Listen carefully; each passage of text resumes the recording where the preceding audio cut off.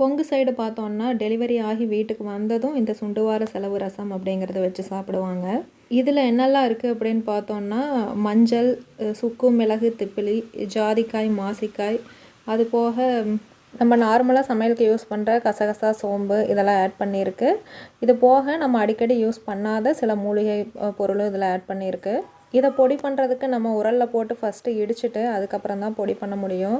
ஏன்னா மஞ்சள், ஜாதிக்காய் எல்லாமே வந்து கெட்டியாக இருக்கிறதுனால நம்ம மிக்சியில் டைரெக்டாக போட்டு அடிக்க முடியாது. ஃபஸ்ட்டு இதை வெயிலில் காய வச்சுட்டு அதுக்கப்புறம் உரலில் போட்டு இடிச்சிட்டு அதுக்கப்புறமா தான் நம்மளால் பொடி பண்ண முடியும். எப்படி பார்த்தாலும் இது கொஞ்சமாக தான் இருக்க போகுது. நம்ம இதை எடுத்துகிட்டு கடையில் போய் அரைச்சிட்டு வர முடியாது. நம்ம வீட்லேயே தான் ப்ரிப்பேர் பண்ணி ஆகணும்.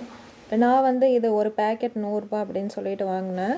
நம்ம ஒரே டைமில் இந்த பேக்கெட்டில் இருக்கிறத ஃபுல்லாக அரைச்சி வச்சிட்டோம் அப்படின்னா டெய்லி சமையலுக்கு ரசம் வைக்கும்போது யூஸ் பண்ணிக்கலாம். இதெல்லாம் நாட்டு மருந்து கடையிலையும் நம்ம சுண்டுவார செலவு ரசம் வைக்கிறதுக்கான பொருள்னு கேட்டோன்னா இந்த மாதிரி ஒரு பேக்கெட்டில் கொடுப்பாங்க. நீங்கள் இந்த ரசம் வச்சு சாப்பிட்ருக்கீங்களான்னு மறக்காமல் கமெண்ட் பண்ணுங்கள்.